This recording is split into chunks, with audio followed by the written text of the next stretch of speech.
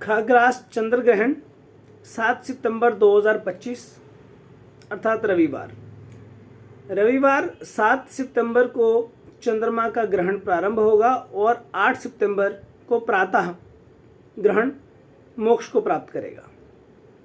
तो भारत में जो ग्रहण का समय रहेगा वो रहेगा रात्रि 9:57 पर ग्रहण प्रारंभ होगा और ग्रहण की समाप्ति का समय रहेगा 1:26। तो जिसमेम ग्रहण की कुल अवधि होगी 3 घंटे 29 मिनट की, ठीक है, और इसका ग्रास मान रहेगा 1.362% का।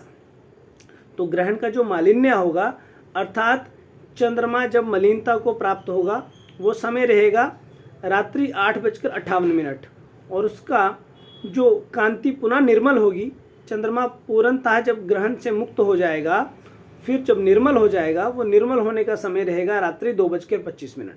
ये तो संपूर्ण भारत का रहा। और अब खास करके हम बताना चाहते हैं अपने जम्मू क्षेत्र के बारे में। जम्मू में सिद्धांत ज्योतिषीय गणना के अनुसार यदि देखा जाए तो जम्मू में जो भारतीय स्टैंडर्ड समय के अनुसार जो ग्रहण प्रारंभ होगा वो 9:57 से ना होकर के रात्रि 10:12 पे स्पर्श होगा, ठीक है। और ग्रहण की जो उपछाया है, उपछाया का समय बिल्कुल सेम रहेगा भारत का और जम्मू का, वो रहेगा 8:58 रात्रि समय 7 सितंबर की। और पूर्ण खग्रास प्रारंभ जो होगा, जिस तरह की ग्रहण पूरी तरह चंद्रमा को ग्रसित करेगा, वह समय रहेगा रात्रि 11 बजे का और अधिकतम ग्रहण जो दिखेगा वो रात्रि 11:41 पे और पूर्ण खग्रास समाप्त जो हो जाएगा वो होगा 12:22 सुबह 8 सितंबर को, ठीक है। और आंशिक समाप्ति जो होगी, जो पूरी तरह से उसको मुक्त करेगी, तो उसमें थोड़ा सा जो असर रह जाएगा वो रहेगा रात्रि 1:10 तक। और उसकी जो उपछाया की समाप्ति होगी अर्थात ग्रहण में चंद्रमा जब पूरी तरह मुक्त हो जाएगा वो समय रहेगा रात्रि 2:25 का। तो जम्मू सहित पूरे भारत में यह ग्रहण बिल्कुल साफ दिखाई देगा। और कभी भी आप देखें तो चंद्रमा का जो ग्रहण होता है वो पश्चिम दिशा से स्पर्श होता है, जब सूर्य का ग्रहण स्पर्श होता है वो पश्चिम दिशा से स्पर्श होता है, लेकिन चंद्रमा का ग्रहण जो स्पर्श होता है वो पूर्व दिशा से स्पर्श होता है। तो इस बार जो ग्रहण का स्पर्श होगा वो चंद्रमा का उत्तर पूर्वी भाग जो है वहां से ग्रहण प्रवेश करेगा। यदि आप देखेंगे उत्तर दिशा और पूर्व दिशा, उसके मध्य भाग से चंद्रमा को ग्रहण स्पर्श करेगा और उसका जो मोक्ष होगा वो चंद्रमा के दक्षिण पश्चिम भाग में जाकर के वो छाया हटना शुरू हो जाएगी। अर्थात पूर्व से स्पर्श होकर के पश्चिम में उसका मोक्ष होगा, लेकिन उत्तर पूर्व का क्षेत्र रहेगा स्पर्श का और दक्षिण पश्चिम का क्षेत्र रहेगा ग्रहण के मोक्ष का।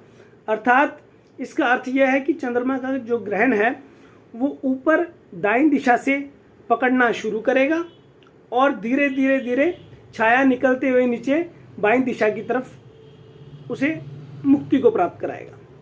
इसी तरह हमारी यदि धार्मिक मान्यता देखी जाए तो सूतक जो होता है वो सुबह 11:58 से प्रारंभ होगा, अर्थात ग्रहण के स्पर्श होने से 9 घंटे पहले सूतक प्रारंभ हो जाता है। इस सूतक काल में हम सब धार्मिक पूजा पाठ कर सकते हैं, ठीक है। भोजन मांगलिक कार्य आदि जो होते हैं वो वर्जित माने जाते हैं, लेकिन पूजा पाठ हम कर सकते हैं, लेकिन मंदिरों में नहीं जा सकते, मूर्ति स्पर्श नहीं कर सकते, मंदिरों के कपाट नहीं खुलते। ये सब मांगलिक कार्य हमें एकांतचित होकर के शांत किसी भी स्थान में बैठ कर के हम अपना कोई भी सिद्धि इत्यादि करनी हो, किसी मंत्र को सिद्ध करना हो, कोई पूजा पाठ करना हो, वो हम कर सकते हैं। और घर में मुख्यतः जो भी आपकी वस्तुएं होंगी जिनको आप भोजन में, जल में, खान पान में प्रयोग में लाते हैं, उनमें आप कुशा इत्यादि के तिनके यदि उसमें डाल दें तो वह भोजन और खाद्य जो भी वस्तुएं होंगी वो सब सुरक्षित रहेंगी। और ग्रहण समाप्ति होने पर घर की शुद्धि करनी चाहिए, फिर से पूजा पाठ करना शुरू कर सकते हैं। लेकिन उस समय में आप यदि शांत होकर के बिना किसी धार्मिक पुस्तक का स्पर्श करे, धार्मिक स्थलों का स्पर्श करे या उनके कपाट खोल करके ना बैठ करके अपने घर में निश्चित स्थान पर बैठ करके भी आप यदि पूजा पाठ करेंगे तो उसका निश्चित तौर से आपको लाभ होगा। हाँ, तो इसमें एक मुख्य बात यह आ जाती है कि जो गर्भवती महिलाएं होती हैं वो क्या क्या कर सकती हैं इस समय में और क्या नहीं कर सकती। तो ग्रहण के दौरान घर के भीतर रहें, कोई सिलाई वाला काम नहीं करना। कुछ लेडीज़ घर में सिलाई का काम भी करती हैं, है ना। तो ग्रहण के दिन सिलाई का काम नहीं करना चाहिए, किसी चीज़ का काट छांट नहीं करना चाहिए, उसके सूतक समय में भी इन चीज़ों का परहेज करना चाहिए। और तेज वस्तुओं का प्रयोग ना करें, अर्थात सिलाई का कोई काम ना करें, काट छांट का काम ना करें, पापड़ ना सेकें, फुलके ना सेकें, है ना, और सब्जी इत्यादि ना काटें। तो इन चीज़ों का परहेज घर में सभी को करना चाहिए, ठीक है, जिससे कि आने वाले समय में दूसरे चंद्र ग्रहण तक का जो हमारा जो समय होगा वो आराम से सुरक्षित व्यतीत होगा, उसमें हमें किसी प्रकार की कोई समस्या नहीं आएगी। और बुजुर्गों तथा सामान्य जन के लिए ग्रहण से पहले हल्का भोजन कर सकते हैं, आराम करें, अधिक परिश्रम ना करें। ग्रहण काल में अधिक परिश्रम नहीं करना चाहिए। ग्रहण मोक्ष होने के बाद स्नान करके उत्तम प्रार्थना करनी चाहिए और उसके बाद आप रोजाना जो कार्य आपने करते हैं वह सब आप कर सकते हैं। हाँ, इसमें एक बात और है कि आप चंद्र ग्रहण को अपनी नगन आँखों से भी देख सकते हैं। जो लोग ज्योतिष में रुचि रखते हैं और जो लोग ग्रहण का स्पर्श मोक्ष इत्यादि देखना चाहते हैं, वैसे तो ग्रहण के सामने नहीं जाना चाहिए, लेकिन जो लोग इसमें जिज्ञासा रखते हैं तो वो चाहें तो ग्रहण का स्पर्श काल देख सकते हैं और मोक्ष काल देख सकते हैं, जो कि उत्तर पूर्व से स्पर्श होगा और दक्षिण पश्चिम की तरफ जाकर के मोक्ष को प्राप्त होगा। तो ये एक सामान्य तौर पे हम सबको ज्ञान होना चाहिए कि ग्रहण का स्पर्श और मोक्ष किस दिशा से और कब होता है और उसके लाभ और हानियाँ। और जो जो हमारी राशियाँ हैं, जिस तरह की हमारी 12 राशियाँ होती हैं, मेष आदि से लेकर के मीन राशि, तो इन राशियों पे क्या क्या प्रभाव रहेगा संक्षिप्त ही बताएंगे। बाकी तो आप सबको अन्य वीडियो में भी सुनने को मिला होगा। तो सामान्य जानकारी जो सबको होनी चाहिए वो हम आपको बताएंगे। तो मेष राशि में थोड़ा मानसिक तनाव, मानसिक अशांति और खर्च इत्यादि बढ़ेंगे जब तक पुनः वापस दूसरा खग्रास चंद्र ग्रहण नहीं आता। ये फल तब तक उसका माना जाता है। तो वृष राशि के लिए थोड़ी लाभ में कमी होगी, जो भी काम करेंगे थोड़ा प्रॉफिट कम होगा। दाम्पत्य जीवन में तनाव और संयम से लाभ होगा। तो कुछ भी यदि कोई आपत्ति आती है तो हमें संयम से काम लेना चाहिए। मिथुन राशि के कार्य क्षेत्र में रुकावटें आएंगी और स्वास्थ्य पर खास ध्यान रखना चाहिए, जैसे कि सेहत खराब, तो वो सामने दिखती है कि इस राशि वालों के लिए थोड़ी सेहत को लेकर के ये समय थोड़ा भारी रहेगा। तो कर्क राशि के लिए शिक्षा, संतान पक्ष में बाधा, थोड़ा संयम रखें और जो भी आप पठन पाठन का कार्य करेंगे उसे बड़े ध्यान से करें।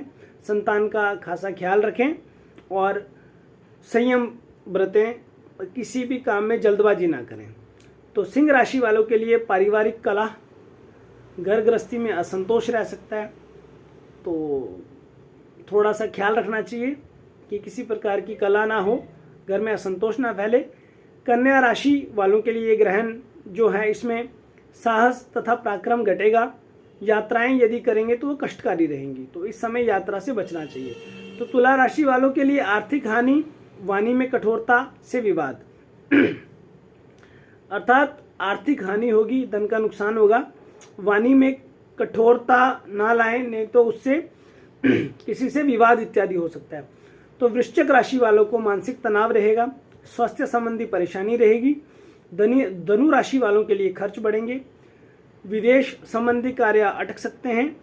और मकर राशि वाले जो हैं उन्हें मित्रों से विवाद हो सकता है और जो भी काम करेंगे उसमें लाभ में कमी रहेगी और यदि उसमें संयम रखते हैं तो उससे स्थिति सुधर जाएगी। कुंभ राशि के कार्य क्षेत्र में कठिनता और पद प्रतिष्ठा पर असर पड़ेगा, क्योंकि ये जो ग्रहण होगा इसका कुंभ राशि पे ज़्यादा असर होगा। मीन राशि वालों के लिए भाग्य थोड़ा कमजोर रहेगा और धार्मिक कार्यों में व्यवधान इत्यादि आ सकता है। तो ग्रहण का असर राशियों पर अस्थायी होता है, तो इसे आप स्थायी नहीं मान सकते। ये कुछ समय तक पुनः चंद्रमा के राशि परिवर्तन तक ये समस्याएं रहेंगी और इस समय में, ग्रहण के समय में आप मंत्र जप, ध्यान, दान, पुण्य आदि से नकारात्मक जो प्रभाव हैं उन्हें आप कम कर सकते हैं।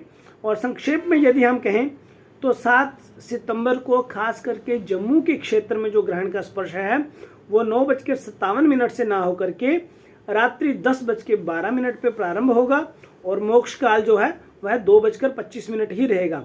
अर्थात ग्रहण का स्पर्श तो 9:57 पे हो जाएगा, लेकिन वो ग्रहण जब हमारे भारत में जम्मू प्रांत में जब वो दिखेगा तो स्पर्श हमें दिखेगा, उसमें प्रारंभ के समय में भेद रहेगा और ग्रहण मोक्ष का समय संपूर्ण भारत में एक सा रहेगा। तो प्रारंभ जो कि 9:57 में भारत में होगा, जम्मू में 10:12 पर।